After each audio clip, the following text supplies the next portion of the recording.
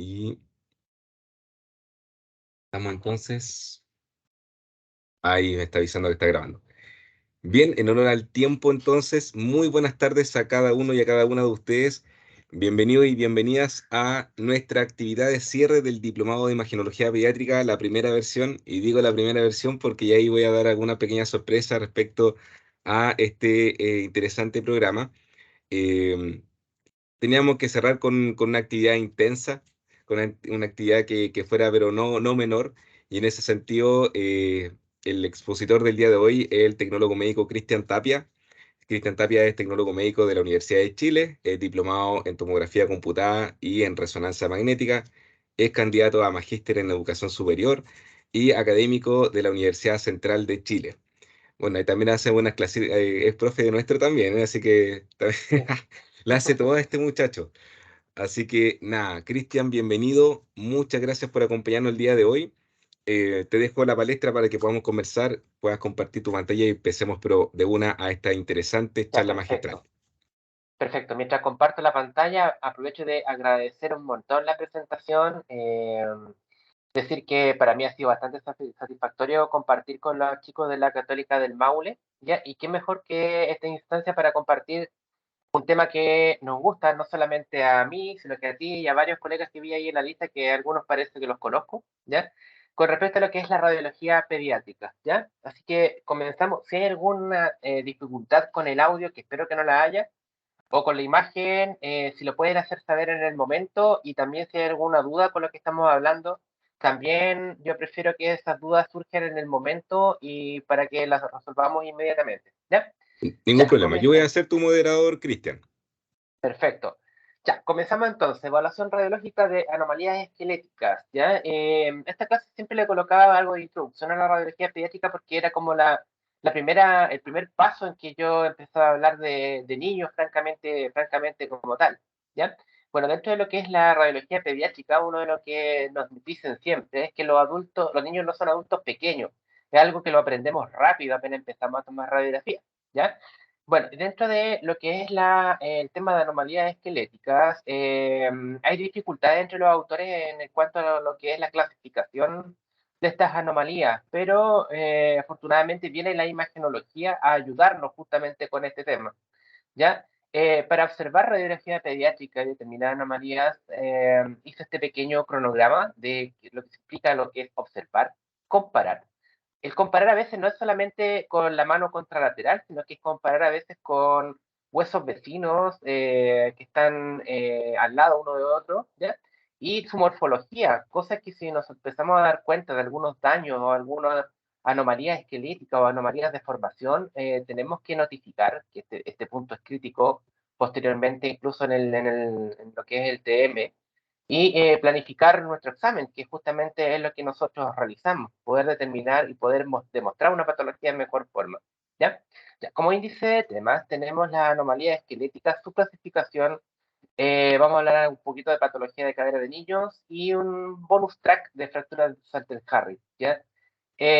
Cuando existe la sospecha clínica de una anomalía esquelética, irremediablemente en algún momento va a llegar a la evaluación radiológica por ANGA o por MANGA. Siempre va a llegar a la evaluación radiológica. ¿M? Y el diagnóstico de esto siempre va a ser por un equipo multidisciplinario, no solamente por la radiografía. ¿Ya? Antes de que llegue el paciente a la radiografía, cuando está en el vientre uterino, es imperioso hacer los controles en este momento, fundamentalmente son ecográficos. ¿Ya? Pero sabemos el rol de la ecografía obstétrica, que es fundamental, no solamente en el tema de evaluar la morfología ósea, el largo, medición, el volumen craneano, el volumen del abdomen, del tórax, sino que también lo que es el líquido amniótico y fundamentalmente su ecogenicidad. Si es su ecogenicidad en algún momento está enredecida, digamos, aumentada de ecogenicidad, eso involucra inmediatamente un problema, ¿ya? Que podría ser o sangre o meconio. ¿Mm? Bueno, separando lo que son las anomalías esqueléticas, tenemos las anomalías de formación, de crecimiento, maduración y los trastornos constitucionales. Esta clasificación no es antojadiza, es hecha por el texto Greenspan, ¿ya? Que Greenspan se basa mucho en Resnick, pero otros autores tienen un poquito de dificultad con el trastorno constitucional y generalmente está asociado a la formación, ¿ya? No vamos a repetir estos términos porque imagino que todo el mundo ha tenido alguna vez algún contacto con estas palabritas, pero en el pregrado me dedico siempre a definirla una por una, ¿ya? Con respecto a la evaluación del líquido amniótico, se evalúa a veces si está aumentado en cantidad o en ecogenicidad, ¿ya? Y hay unas anomalías congénitas que justamente se pueden determinar y desarrollar por anomalías del líquido amniótico. Ahora, cuando aparece la anomalía congénita, puede empezar a manifestarse en el desarrollo o puede manifestarse en alteros dentro de la vida fetal o a veces en la primera infancia, ¿ya? Bueno, y hay algunas que son incompatibles con la vida, como por ejemplo la condrogénesis, ya hipofosfatasia congénita, en fin. Ya, con respecto a la imagenología, cuando nos llega un paciente por estas características, también en algún momento se hace el estudio esquelético, que son radiografías de casi todo el cuerpo. También se hace un estudio fenotípico, que es simplemente esa observación y fundamentalmente medición. Y también está el estudio famoso de la talla baja. No hay TM que no haya recibido alguna vez un estudio de talla baja. Pero aquí ya no solamente es la radiografía de la ósea, tenemos también la radiografía de cráneo y también la radiografía del esqueleto completo. ¿Ya? Ahora, el estudio de la talla baja, fundamentalmente lo que se busca es si esta talla es desproporcionada o no. ¿De qué forma? Primero el estudio esquelético, fenotípico, después el diagnóstico diferencial y después pasar a la radiología. ¿Ya? Pero en algún momento se hace el estudio de talla baja. El estudio de talla baja se verifica si el paciente es normal. La talla baja, ¿qué significa que sea normal? Que, por ejemplo, uno mira para el lado, los papás, la familia son todos chiquititos, o sea, es claro que esa talla baja es normal. ¿Ya? Pero ¿cuándo es patológica la talla baja? Cuando es desproporcionada. Por ejemplo, que sea excesivamente pequeña una área del cuerpo y no esté en proporción con el resto del cuerpo. Eso se refiere a que está desproporcionada. Ya, ahora, para la evaluación de esto, es irremediablemente necesario hacer mediciones. Pero estas mediciones no las hacemos nosotros los TM, lo hacen los médicos pediatras, también los traumatólogos participan bastante de esto. Bueno, de una palabrita para mencionar solamente por la evaluación de la edad ósea y los cartílagos de crecimiento, que esto ya ahora lo hace un programa. En mi tiempo usábamos el Greulich and Pyle, el atlas para revisión de la talla baja. El estudio de la talla baja involucra también hacer mediciones no solamente a las manitos, sino que a la circunferencia craneana, sino que también hacer evaluación a la longitud de los huesos, ¿ya? Y a la longitud aproximada de la extremidad completa. Ahora, esto obviamente es mucho mejor realizado bajo una radiografía, ¿ya? Sabemos que la radiografía ahora, sobre todo en el tema digital, puede hacer estas mediciones sin problema, ¿ya? Cuando encontramos una de estas anomalías, lo que tenemos que buscar fundamentalmente es si hay alguna más corta o desproporcionada con el resto. Cuando hablamos de rizomélica, hablamos de que el acortamiento es de una estructura proximal, perdón, distales, como por ejemplo proximales, como por ejemplo el húmero, ¿ya? Mesomélica cuando involucra el radio, haciendo el ejemplo de la extremidad superior, y acromélica cuando se refiere a los huesos de la mano, ¿ya? Cuando esta displasia está enfocada en cierta parte de la anatomía ósea, como por ejemplo la epífisis, hablamos de una anormalidad epifisiaria. Si está involucrada la metáfisis, va a ser una anormalidad metafisiaria, y si es la diáfisis, diafisiaria. Y si involucra también la malformación, las vértebras, se va a tomar el prefijo espóndilo. ¿Ya? Bueno, dentro de los nombres confunden un poco cuando hablan de osteocondrodisplasias, de displasias esqueléticas, anomalías esqueléticas, en fin. Cuando se habla de isostosis, se habla de una osificación, más que osificación, una constitución del hueso en forma anormal, como por ejemplo, todos conocemos a este chico de la serie famosa de Stranger Things. Ahora, este chico, yo aprovecho de decirle a los chicos, yo sé que aquí son tecnólogos, la mayoría están todos ya titulados, pero nunca está de más de mencionar esto, que uno no debe tratar a estos pacientes como si fueran discapacitados. ¿Por qué? Porque generalmente a veces la anomalía ósea no se acompaña de anomalía cerebral y a veces ellos son bastante inteligentes y notan y perciben si uno los trata como pobrecitos. Y eso, ellos fundamentalmente se sienten mejor si uno los trata como si no tuvieran anomalía, ¿ya? Eso es un consejo de tecnólogo viejo, ¿ya? Ya, con respecto a la evaluación radiológica, como mencionamos recién, había que echarle un vistazo a la longitud del hueso. Lo que es normal, por ejemplo, es que el fémur, ¿ya? Vendría haciendo la parte más o menos proximal, el hueso siempre es más largo. En el caso de la extremidad superior, el húmero siempre es más largo. Aquí, por ejemplo, este húmero que está acá es más corto que el radio del cúbito. Por ende, esta es una anomalía de tipo rizomélica, que está involucrada el segmento proximal. Si fuera distal, estaríamos hablando de acromélica. Bueno, y clasificando, como habíamos mencionado recién, en base a lo que habla Greenspan, en anomalías de formación, anomalías de crecimiento. Bueno, acá hay algunos términos que más de algunos no hemos topado en alguna orden médica, como por ejemplo un hipocrecimiento de alguna extremidad, una osteocondrodisplasia, una sinostosis, una coalición. Bueno, decir sinostosis y coalición es más o menos similar. Ya tiene una pequeña diferencia que la vamos a analizar en un ratito. Número 1, anomalías de formación ósea. Dentro de las anomalías de formación ósea, obviamente, tienen que estar relacionadas con la formación de los huesos y en uno de los ejemplos, obviamente no podemos analizarlas todas, pero vamos a analizar y mostrar las más comunes. Ya están sumamente conocidas las fusiones de huesos, ¿ya? Lo que le llamamos la coalición, ¿ya? Cuando esta coalición o esta fusión de huesos congénita, ¿ya? De, por ejemplo, la astrágalo con el calcáneo, vamos a nombrarle de tipo ósea o sinostosis, ¿ya? Si esta coalición está unida por cartílago, como en esta imagen de acá, esta resonancia magnética, hablamos de sincondrosis, y si está unida por fibra, digamos, por tracto fibroso, recuerden que el hueso, antes de ser hueso, primero es fibra y después es colágeno, perdón, y después es cartílago y después osifica, hablamos de una sindesmosis, ¿ya?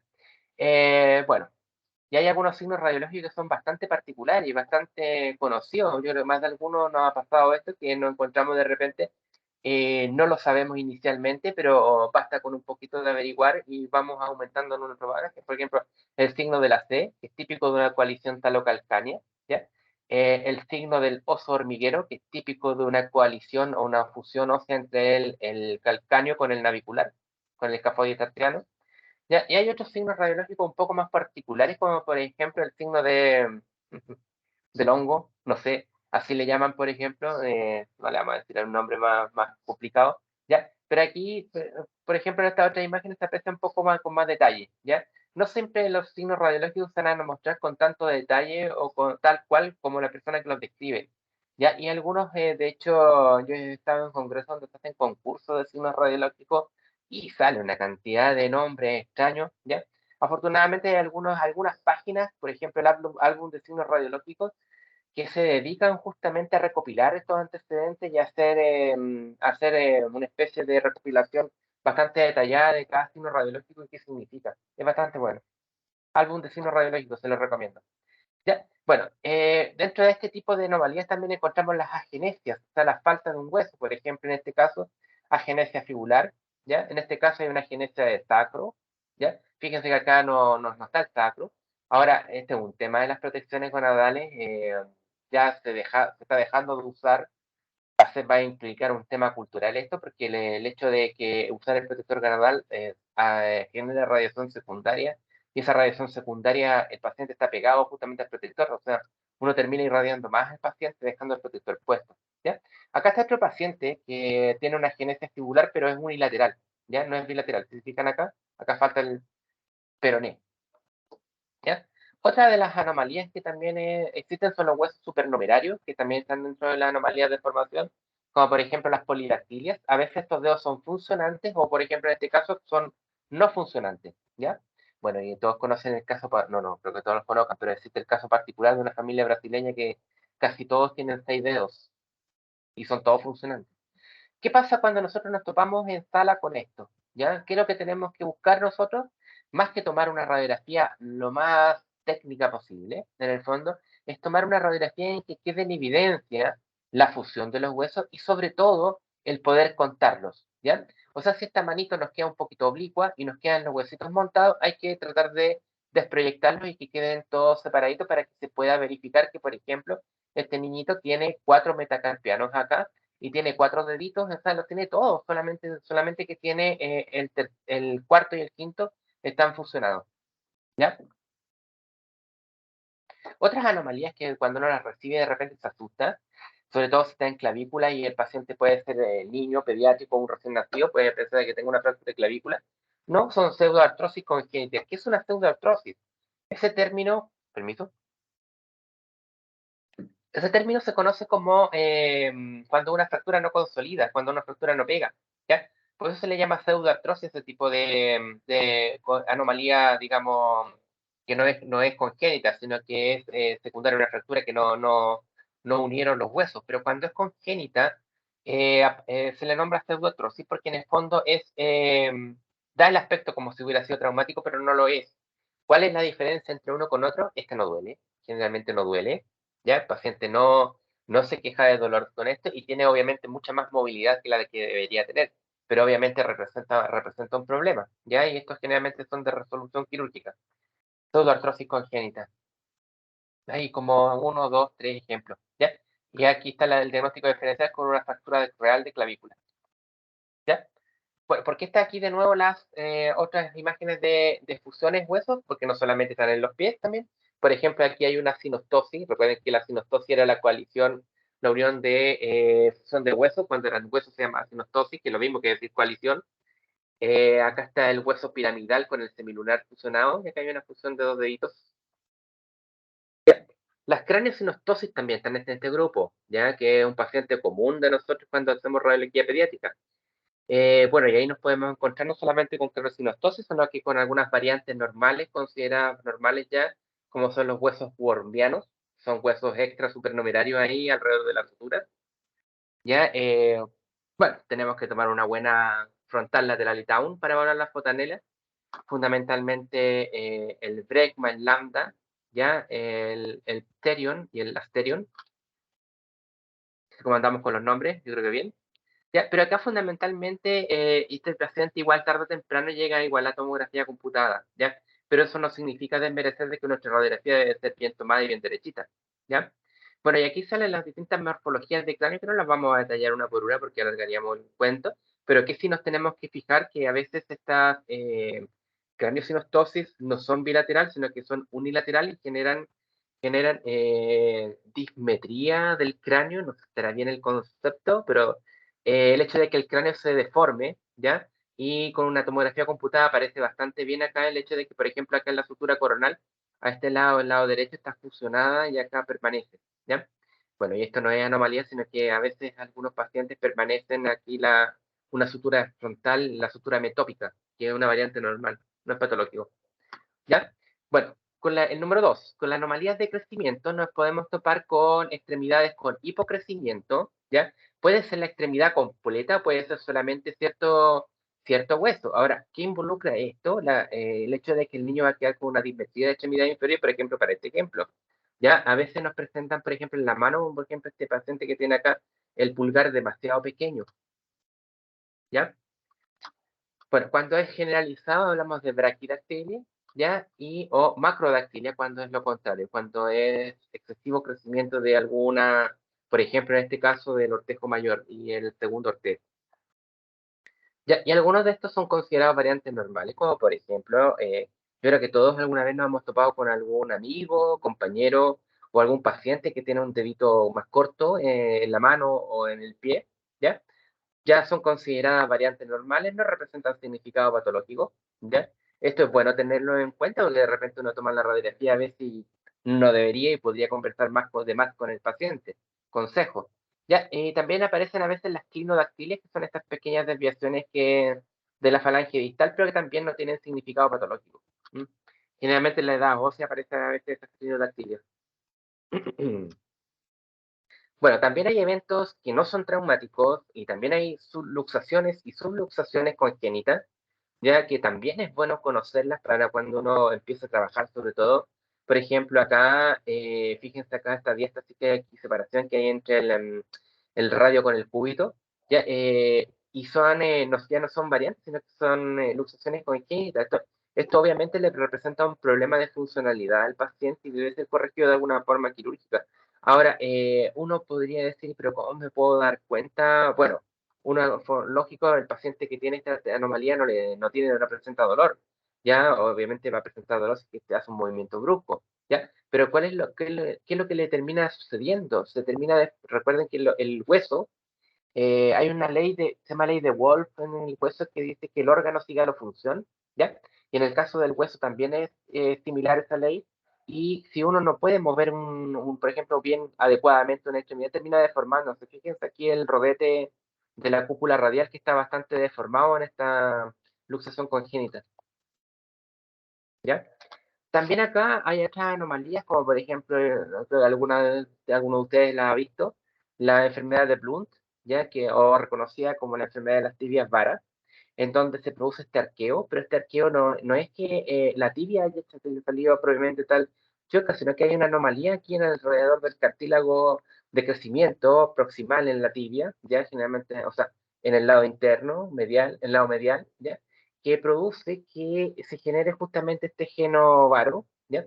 Y esto es de resolución quirúrgica. ¿Qué hace el médico para resolver esto? El traumatólogo fija el lado externo de la pierna para poder realizar lo que le llamamos una epifisiodesis, que es la fijación quirúrgica del cartílago de crecimiento, como está mostrando acá esta grapa, ¿ya?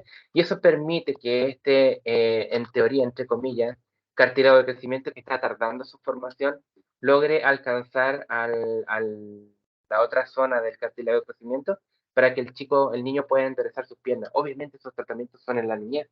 Si no se advierten pronto, obviamente el paciente va a quedar con una anomalía que ya va a ser de resolución de otra solución más agresiva, ¿ya? El número 3, alteración y maduración del remodelado óseo. Aquí esto ya involucra un poco más de expertise para poder llegar a determinarlas, como por ejemplo la osteopetrosis, ya, la osteopoiquilosis, que es la realidad porque sigue siguiente. Ahora, ¿qué hacemos nosotros como TM? Simplemente tener cuidado, porque este tipo de huesos son frágiles y uno dice, pero si está más calcificado, ¿no se supone que debería ser más rígido? El hueso, y sobre todo el hueso pediátrico, huesos de niños, absorben impactos y deformación. El hueso adulto tiende a deformarse cuando recibe impacto y tiene una posibilidad de deformarse de alrededor de un 7%. En los niños pueden un poco más. Pero si el hueso, en vez de soportar impacto, se vuelve rígido, obviamente va a ser más lábil a un traumatismo, ¿ya? Y hay que tener cuidado con estos pacientes, ¿ya? Ahora, ¿por qué se produce que se vea con tan osteoesclerótico? Es porque se produce en forma acelerada matriz osteoide inmadura y esta matriz osteoide inmadura rápidamente el cuerpo intenta calcificarse y se calcifica rápidamente. Entonces, en general están los procesos bastante acelerados y desorganizados en la formación del hueso. Por eso que está asociado justamente a alteraciones en la maduración y modelado óseo. ¿Ya? Lo mismo que la osteopoiquilosis, pero de manera esto sucede aquí a manera de parcheada. Ahora, ¿qué se puede decir aquí? ¿Cómo podemos aportar aquí en esto? Simplemente que si vemos esta patología, estamos en un tobillo, por ejemplo, o un pie, y vemos esto, obviamente tendríamos que tomar la extremidad completa o tomar una radiografía un poco más, con un formato un poco más alargado para tratar de mostrar un poco más del hueso, para saber si en realidad estamos en presencia de una anomalía de este tipo. ¿Ya? La osteogénesis imperfecta también está asociada de repente a las anomalías esqueléticas, porque también es congénita, pero fundamentalmente está asociado a una falla en las proteínas, en el colágeno. Y eso, el hecho de que tenga una deficiencia en la falla de constitución del colágeno, permite que los huesos puedan adoptar esta curvatura, y no solamente curvaturas, sino que se vuelvan frágiles y quebradizos. Como por ejemplo, si se fijan en la radiografía de esta niña, fíjense que acá tiene una fractura de fémur, hay que tomarlo con bastante cuidado, y tiene fracturas con acuñamientos vertebrales. Ahí se ven, ¿ya? Ahora, las fracturas vertebrales no solamente están asociadas también a esta enfermedad, sino que hay otras enfermedades que también producen no solamente fracturas, sino que vértebras planas, ¿ya? Como esta que está mencionada acá, una platispondilia, ¿ya? Cuidado con los nombres, y también las mucopolisacaridosis, como el síndrome de Morquio. ¿Mm? Permiso. Ya, perdón. Llegamos al número 4, pues a las anomalías constitucionales, que en este capítulo podría incluso no haber colocado un 4 aquí, sino que haber hecho un capítulo simplemente con las osteocondrodisplasias, pero fundamentalmente con la acondroplasia y la hipocondroplasia. Vamos a conocer enseguida qué significa esto. ¿Ya? Todos alguna vez hemos tocado atender un enanito, ¿ya? Y también existe la pseudoacondrodisplasia. Estos son otro tipo de enfermedades que generalmente son las mucopolisacaridosis, que simulan ser una acondroplasia, pero en el fondo no lo son. pero igual tienen los huesos cortos, ¿ya? ¿Qué distingue la acondroplasia o fundamentalmente los enanos? Bueno, una cosa es el tamaño del paciente, pero otra cosa es determinarlo cuando el paciente es bebé, ¿ya? O en el vientre uterino. Ya hay algunas diferencias pequeñas, eso sí, ¿ya? Y también radiológicas, afortunadamente, entre la acondroplasia y la hipocondroplasia, ¿ya? Ahora, ¿qué distingue la acondroplasia y la hipocondroplasia? Que el hipocondroplásico, parece trabalengua, en que el hipocondroplásico, los fenómenos, los signos radiológicos no son tan pronunciados como en el acondroplásico, ¿ya? Ya, comenzamos hablando del acondroplásico, los enanitos. Generalmente el acondroplásico se reconoce fenotípicamente al verlo porque son frentones, ¿ya? Fíjense que todos tienen una frente como grande, ¿ya? Son frentones, su cabeza es bastante grande, ¿ya?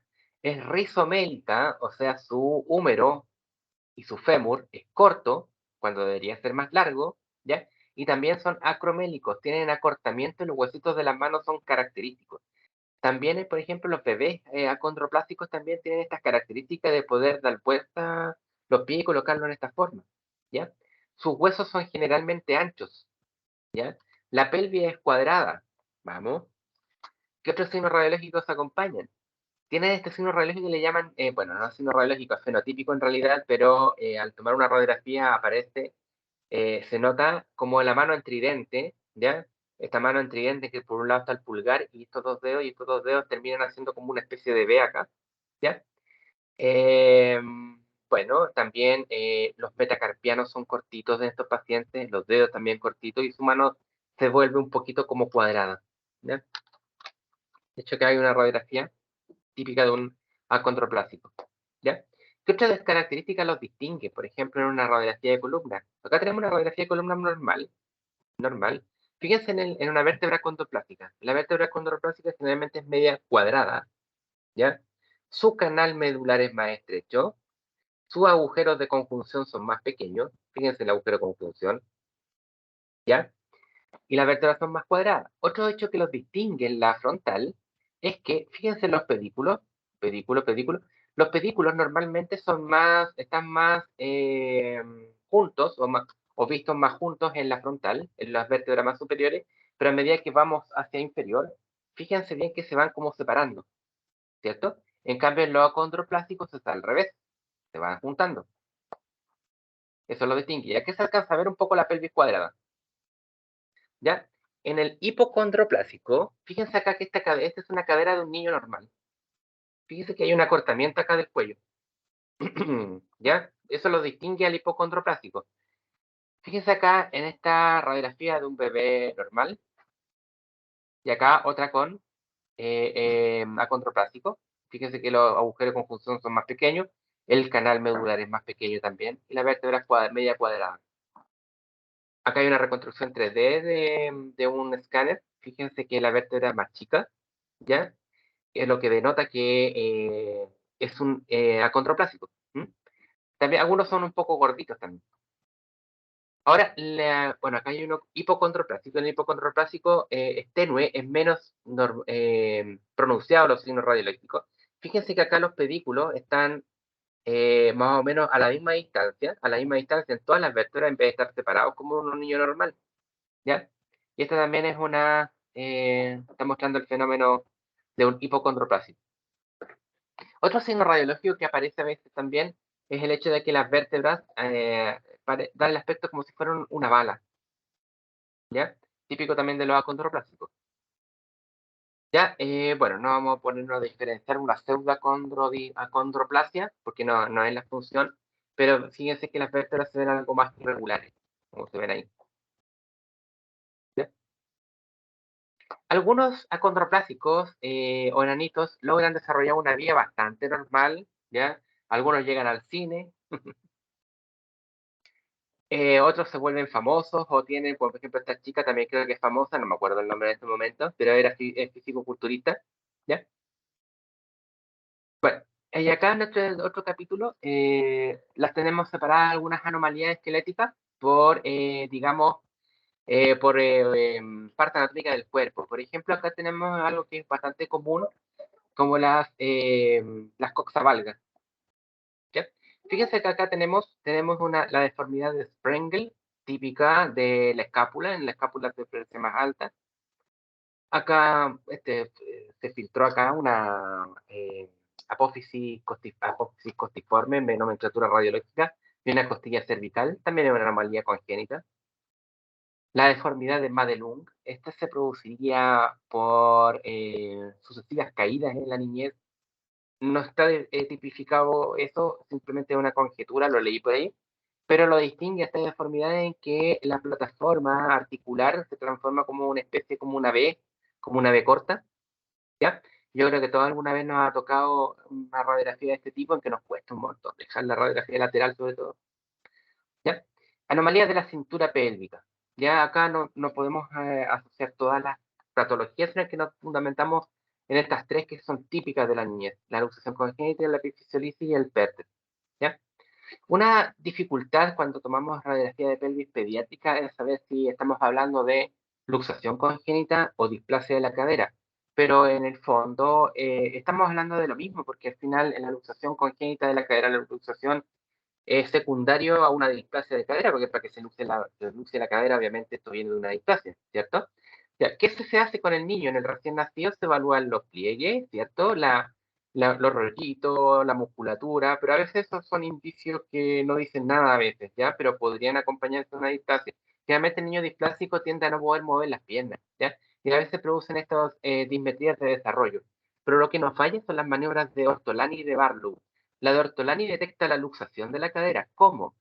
Se abduce la pierna, se abduce, ¿ya? Y si la cadera está luxada, la cadera con este movimiento se centraría y se daría un clic. Ya estas maniobras la hacen los pediatras. ¿Ya? Y la maniobra de Barlow hace lo contrario, junta las piernas y si esta cadera es luxante, se luxa, se debería salir de su posición al juntar las piernas. ¿Ya? Estas dos maniobras se pueden desarrollar antes de ese tercer mes para poder verificar si el paciente pudiese o no tener una displasia de cadera. ¿Ya? Bueno, ahí está cómo se toma la radiografía, no me a entrar en ese detallito, ¿ya? Y tenemos acá cómo se evalúa la displasia de cadera, justamente con trazar, lo más básico, trazar una línea a nivel de la base del techo acetabular osificado, o esta zona que le llaman el cartílago radiado, para los que hacen eco, ¿ya? Y donde se aprecia la discrepancia en el ángulo de Coleman o ángulo acetabular, y que esta discrepancia llevaría a pensar que aquí hay una displasia, ¿ya? Otros se basan en la tríada de Putty, en la cual hablan de la ubicación del núcleo de osificación en un cuadrante externo, ¿cierto? Un arco de Shenton no armónico, la diástasis del fémur. Pero, ¿qué pasa si el paciente no tiene núcleo? Ahí eso es un problema, ¿cierto?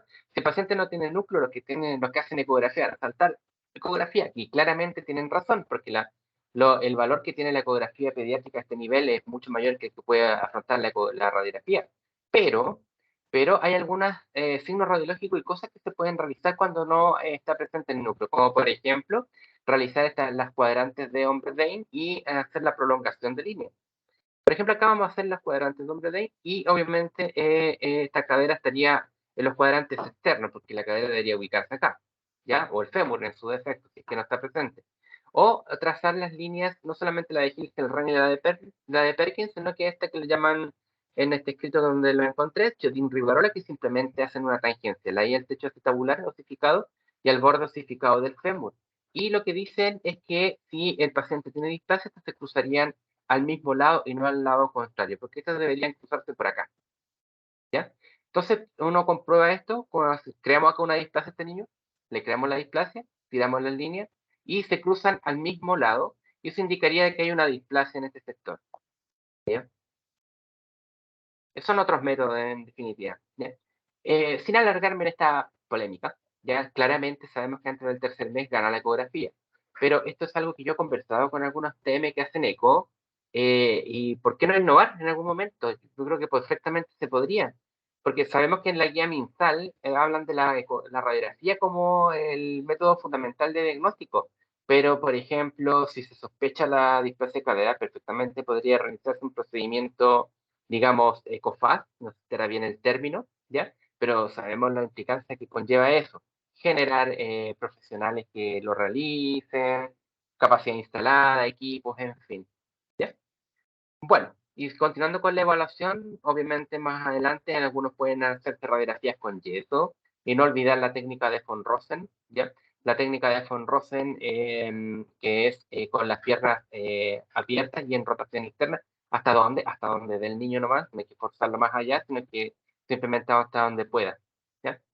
Y fundamentalmente cuando vienen con yeso a veces se mueven menos, nos cuesta bastante menos realizarlo. En cuanto a la enfermedad de Pertes, que podemos decir, es fundamentalmente su razón anatómica, en es que estas arterias perforantes, sabemos que la cápsula articular llega hasta la base del cuello femoral y por ende las arterias penetran esta cápsula articular por la base del cuello y llegan a irrigar hacia la cabeza femoral. Por ende, cualquier cosa que suceda a este nivel, que aumente el líquido sinovial, por ejemplo, un golpe o una inflamación de la cápsula articular, perfectamente puede llevar a una necrosis, a una disminución del riego sanguíneo y generar el PERTES. Ahora, el PERTES como primer signo radiológico visible, este signo de la semiluna, que no, algunos le dicen semiluna, pero en realidad es una luna en cuarto creciente, en realidad, claramente una luna en cuarto creciente. Ya, esta imagen radiológica pequeña, tenue, que es un PERTES en etapa inicial. El PERTES es recuperable, pero siempre y cuando se pueda pesquisar lo antes posible. Posteriormente, los signos radiológicos son que se ensancha el cuello del fémur, el cuello se vuelve corto, y esta cadera se termina viendo bastante menos funcional que la contralateral, ¿ya? Acá tenemos otro PERTES, y esto es dicho por los mismos radiólogos, que las pediatras, que la mejor forma de evaluar el PERTES es justamente con una pelvis AP y Lauenstein. AP y Lauenstein. Obviamente en Lauenstein no hay que levantar tanto las piernas, que se levantaron en excesivo, debería ser un 45 grados. ¿Para qué? Para poder ver el cuello justamente en ortogonal de cómo está en la frontal. ¿Ya? Bueno, este se coló en un adulto con una secuela de PERTES. ¿Ya? Cuello corto, cabeza no esférica. La epifisiolisis, que es un deslizamiento del núcleo de la cabeza hacia posterior y caudal, ¿ya? A veces es tenue, pero afortunadamente hay herramientas que nos permiten determinarla, como por ejemplo trazar líneas acá, fíjense en esa línea, ¿ya? Tangencial ahí al cuello del fémur. Acá hay un epifisiolisis, ¿ya? Epifisiolisis es un término que se asocia mucho a la cadera, pero puede suceder en cualquier nucleosificación. El deslizamiento, en el fondo está catalogado como una fractura de Salter-Harris tipo 1. Vamos a hablar enseguida qué significa eso. Estamos casi contra el tiempo, ¿ya? Acá hay una resolución quirúrgica, que justamente esto es resolución quirúrgica, ¿ya? Y acá ahora tenemos, continuando con las anomalías de algunas deformidades, una de las dificultades que tenemos en la evaluación de la extremidad inferior es justamente cómo evaluamos el pie, sobre todo si es valgo, varo o normal. El consejo es que hay que mirar el tobillo y por posterior. El tobillo manda, ¿ya? Por ejemplo, acá el tobillo desplazado hacia el lado medial, esto es un pie en valgo, ¿ya? Porque el tobillo está desplazado hacia el lado interno, ¿ya? Es porque cuando uno quiere verificarlo en el pie, hay que mirar el tobillo y por posterior con el paciente de pie. ¿Ya? Ya aquí nos encontramos con algunas deformidades como el pie talo, el pie equinovaro, el pie de sambo, metatarso aducto, en fin, un montón de nombres, pero lo básico aquí es fundamentalmente mostrar la anatomía y también, no solamente si el frontal y lateral obviamente no nos va a quedar tan bien detalladito, es bueno acompañar esto con algunas radiografías que muestren la anatomía, ¿ya? Porque así se pueden determinar algunas otras patologías, como por ejemplo el astrágalo vertical congénito, en fin. La anatomía es siempre la que tiene que mandar. Si la posición del paciente no nos permite mostrar la anatomía detallada, generalmente hay que complementar con una proyección más, ¿ya? Bueno, coxa vara, coxa valga, acompañado de mediciones. En el tórax generalmente nos podemos encontrar confusiones costales, agenesias costales, costillas hipoplásicas. A veces tomamos la radiografía un poco rápido y no la vemos. ¿Ya? A veces hay un colega mirando y dice, mira, mira, mira, mira, aquí una costilla bífida. ¿Ya? Eso generalmente revela. Ahora, ¿por qué es tan importante mencionarlas y diagnosticarlas? Porque a veces estas anomalías se acompañan de anomalías en los órganos también. A veces se acompañan de situs inversos o situs solitus, ¿ya? Costillas hipoplásicas, en fin. ¿Qué hace la escoliosis aquí? Existe también una gran rama de escoliosis de tipo congénita, en donde ahí pueden haber también distintos fallos. Las más comunes son las vértebras en bloque, ¿ya? Que son vértebras que están fusionadas. La hemivértebra es bastante común, como está mostrando acá, ya que eso significa que una vértebra no se alcanzó a fusionar como corresponde. Recuerda que las vértebras se forman en base a los somitas. En cada mitad a cada lado del cuerpo vertebral. Y a veces hay combinaciones también de hemivértebras versus barras, vértebras en barra. ¿Ya? Ya, y para finalizar, ¿por qué incluyo siempre en este bloque igual la fractura de Salter-Harris? Porque las fracturas de Salter-Harris, lamentablemente, como son fracturas que tocan el cartílago de crecimiento, provocan después que el niño después crezca con discrepancia de longitud de extremidades y eso es complicado. Siempre una fractura de la niñez es complicada, pero si esta fractura toca el cartílago de crecimiento es más complicada aún, ¿ya? Porque eso puede llegar también a la osificación prematura. Salter-Harris tipo 1, tipo 2, tipo 3, tipo 4 y tipo 5. Vamos a los ejemplos, mejor. Ya, en el tipo 1 se produce una diástasis, una separación o deslizamiento entre lo que es la epífisis con la metáfisis. ¿Ya? Ahora, cuando sucede esto, no se acompaña de fragmentos óseos, simplemente un deslizamiento. Por eso que la epifisiolisis de la cadera, en el fondo es una Salter-Harris tipo 1. ¿Ya? Salter-Harris tipo 1, tipo 1. Cuando es el tipo 2, se acompaña de un rasgo en la metáfisis, ¿ya? Pero también toca el cartílago de crecimiento. Este es el tipo 2, ¿ya? Tipo 2. Recuerda que para poder nombrar las fracturas como Salter-Harris, son fracturas que tocan el cartílago de crecimiento. Tipo 3, a través simplemente de la epífisis, ¿ya? De la epífisis. Epífisis. A veces hay combinaciones de tipo 2 con tipo 3, y eso los radiólogos lo describen bastante bien a veces en los informes. ¿Ya? Tipo 4, a través de, ¿ya? Longitudinal a través de los dos. Ahora, si un rasgo de fractura, por ejemplo, no es longitudinal a través de los dos, sino que, por ejemplo, hay un rasgo acá y un rasgo acá, simplemente estamos en presencia de una tipo 2 y una tipo 3, ¿ya? Que a veces suele pasar. En el cambio acá es el mismo rasgo el que viene para abajo, por eso es tipo 4. Tipo 4, ¿ya? Y el tipo 5, para finalizar, el tipo 5 es el más difícil de diagnosticar y difícil de ver, porque en realidad es un fenómeno de compresión del cartílago de crecimiento y a veces no aparece en una etapa inicial y a veces determinada por la clínica. ¿Pero qué produce esto después? Una osificación prematura y esa después en un control posterior sí se hace visible. ¿Ya? Fractura de Salter-Harris tipo 5. Bueno, y ahí el esquema creo que ahorra los comentarios. ¿Ya? Bueno, eso fue, chicos. Muchas gracias, Andrés, por haber participado en esta charla. De verdad que uno quisiera hablar más y alargarse más, pero siempre, sabes, el tiempo hay que respetarlo. ¿Ya? Fue un gusto participar de este diplomado. Eso. Si hay alguna pregunta a los presentes, No, agradecido a ti, Cristian, por la tremenda e intensa. Yo dije que íbamos a empezar con algo intenso y no fue, no me equivoqué, es que tuve que pero decir la clase, fue, por algo me decían en mi trayecto. no, pero fue intensa, pero súper necesaria y muy clara. Eh, Ya, de hecho, incluso hasta yo estaba ahí contestando algunas cosas de todos los aspectos que estaba abordando. De hecho, ahí me acordé de la plagiocefalia y todo el aspecto de la asimetría craneal y todo. Así que, no, bien, a mí me claro. encantó la charla, Cristian.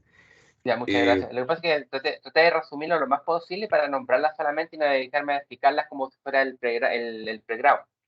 sí, Ya, claro, ahora uno pues se puede asustar, oye, este gallo enseña estas cosas en pregrado. Eh, las mostramos, pero sabes que las mostrábamos por el fin de que los chicos tuvieran un bagaje, digamos, de relacionarse con el paciente, porque obviamente esto, cuando te llega este paciente, genera un estrés, y sobre todo un pediátrico que le piden un esqueleto óseo. Y generalmente le contábamos a los chicos que cuando llega un paciente de este tipo, los colegas arrancan, los colegas arrancan, se van al baño, se van a comprar, y ahí queda uno, el que agarró la orden. Pero bueno, yo estoy dentro de los temas que no es que me tocara a mí, pero me gustaba ir a tomarlo porque aprendía. Y sí, de claro. verdad que se aprende con estos pacientes. Pero lo fundamental es no tratarlos como discapacitados nunca. Nunca. No decir pobrecito, no ponerse a llorar con él, no mostrar una cara así como de pena, no, no. Porque generalmente muchos de ellos, su cerebro es normal y son muy inteligentes. Lo digo por De hecho, experiencia muchos propia. niños brillantes.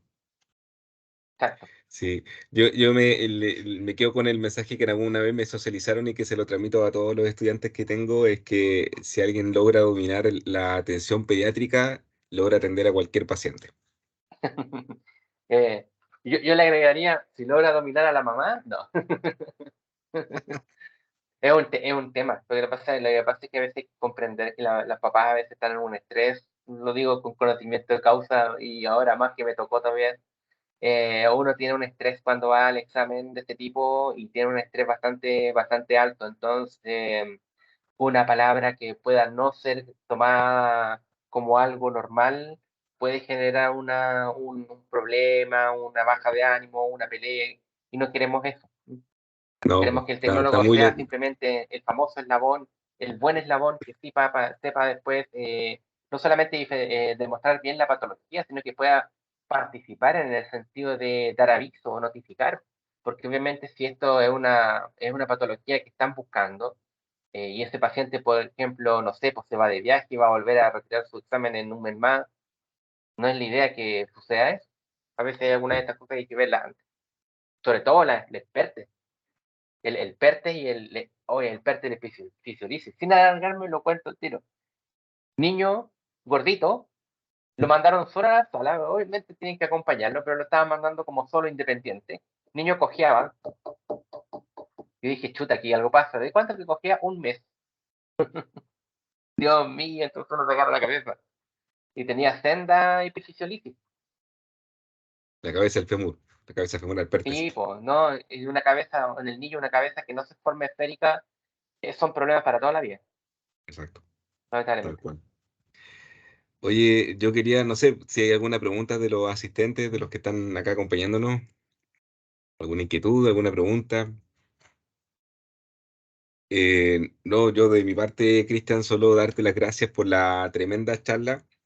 De verdad Muchas gracias. me deja muy contento del proceso que empezamos hace un par de meses atrás, prácticamente bordeando enero, con con los primeros módulos. Fueron 9 módulos de trabajo completo que desarrollamos con un montón de tecnólogos, un montón de radiólogos, físicos médicos. Fue una actividad muy provechosa y que creo que los participantes, al cierre de esta actividad y al cierre de este diplomado, se van con la tranquilidad de haber estado en un buen programa y haber aprendido un montón sobre la pediatría, el abordaje imagenológico de la pediatría.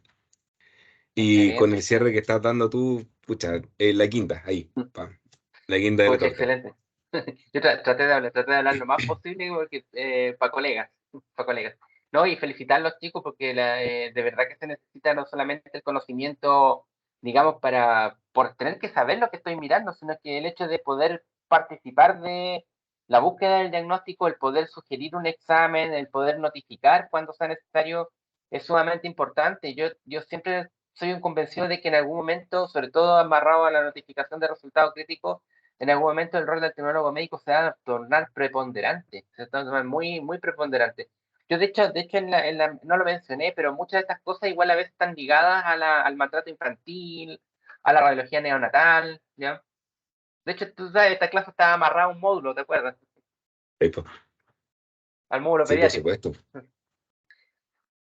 Ya, súper, súper.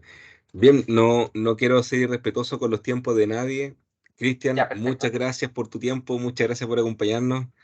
Eh, con esto, si no hay dudas, no hay inquietudes, no hay comentarios, damos por cerrado la actividad bueno, de finalización del diplomado. Fueron 9 módulos, 9 grandes módulos que participamos en conjunto cada sábado junto a tecnólogos, junto a radiólogos. Estamos pero felices de haber finalizado la primera versión y hacemos el primer spoiler de que viene la segunda versión del diplomado de imagenología pediátrica.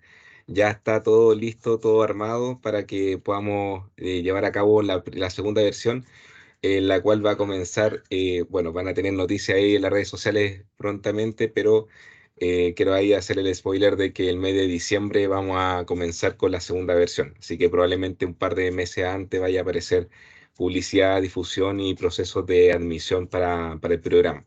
Así que nada, queda la invitación a los que nos quieran acompañar. Y ahí, Cristo, si quería acompañarnos en el proceso, o al gato ahí que nos quiera acompañar. Yo creo que el gato quiere participar del proceso, nos está costando. Eh, sí, ahí estaremos atentos ahí a la información esta vez para ver si se puede dar la posibilidad de participar. Sabemos que los calendarios están un poco recargados, pero Andrés, trataremos de. ¿Hay alguien hablando? ¿Sí? Sí, Facundo. No, me entré con el nombre de mi hijo, perdón, soy Ay. Mariel. Hola, ¿cómo estamos? Bien, ¿Adop? bien, ¿y tú? Bien, Sí, bien, bien. perdón. No, Tranquila, nada, no te preocupes. solo vi que estás dando ya las palabras del cierre, agradecerte por esta versión. La verdad es que es un aporte importante para los que trabajamos en tecnología médica y sobre todo los que nos desarrollamos en el área pediátrica, ya que no existe nada, yo he buscado por miles de lados y no existe nada que nos pueda ayudar y profundizar en todos estos temas, y especialmente en pediatría, que es lo más difícil de encontrar. Así que creo que es un aporte muy importante. Se agradece tu gestión porque esta fue una idea tuya. Soy consciente de ese proceso. Así que nada, pues te felicito. Para mí fue una grata experiencia. Aprendí mucho. Me saqué muchos mitos que habían en las distintas modalidades. Aprendí de nuevas tecnologías. Y nada, pues felicitaciones y a darle con todo, que yo sé que tú vas a lograr grandes cosas. No, gracias, gracias, de verdad, muchas gracias, Mariel. Y nada, pucha, dichoso de que colegas, por ejemplo, que tú estás en un hospital pediátrico, le puedas sacar un buen provecho a este programa, pueda llevar a cabo las mejoras en los protocolos de trabajo y finalmente, como lo hemos conversado más de una oportunidad, finalmente todo este aprendizaje es para nuestros pacientes, para nuestras pacientes, así que si cambió algo en nuestros pequeños, en nuestras pequeñas, pucha, me doy por pagado. Así que de verdad, muchas, muchas, muchas gracias. Muchas gracias, María. Y lindas tus palabras. Ya pues. Bacán, me voy con el pecho inflado porque fue un gran programa y creo que los colegas lo sintieron así. Así que nada, gracias Cristian de nuevo. Buen fin de semana para todos y para todas. A descansar, a disfrutar. A los participantes del diplomado quedan algunos días para algunas evaluaciones que están pendientes para los que les quede. Así que nada, un gran abrazo para todos y para todas. Que la fuerza los acompañe. Cuídense mucho y gracias por todo. Muchas gracias por todo. También para ti, que la fuerza te acompañe también. Un abrazo. Que estén No, bien, si gracias. alguien tiene alguna duda también la puede dejar en el chat por ahí también. Vale. Yo la Sí, o responderé al después. correo. Al correo ahí te Sí, voy a molestar con el correo. sí, dale nomás. Vale. Lo voy a Un escribir abrazo al tiro en el para chat. todos. Que estén bien. Chao, chao. Chao.